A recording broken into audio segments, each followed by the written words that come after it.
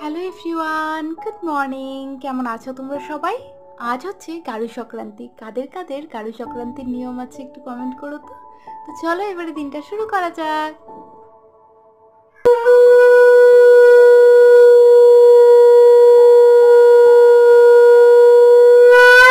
এদিকে পুজো কমপ্লিট, এবারে করব লাঞ্চ। তো লাঞ্চে রয়েছে সাদা ভাত, পাঁপড় ভাজার কোলে আলু ভাজা, আর সবচেয়ে স্পেশাল হচ্ছে আজকের দিনের গাড়ুর ডাল।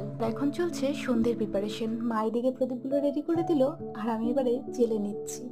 আর এই হচ্ছে সপ্তপ্রদীপ। আসলে গাড়ুর দিন আমাদের সপ্তপ্রদীপের নিয়ম রয়েছে। গেটের সামনে, উঠানের মধ্যিখানে, এমনকি বাড়ির পেছন দিকেও প্রদীপ জ্বালাতে হয়। ঘরে বাইরে জল ফেলা চলবে না, পুরোপুরি নিরামিষ খেতে হবে, এমনকি সোমবার জাতীয় কিছু খাওয়া চলবে না। এই হচ্ছে আমাদের গারু সংক্রান্তির নিয়ম। আজকের ভিডিওটাকে তাহলে এখানেই শেষ করছি। সকলে খুব ভালো থেকো, আর প্লিজ চ্যানেলটিকে সাবস্ক্রাইব করে দিও। আজ তবে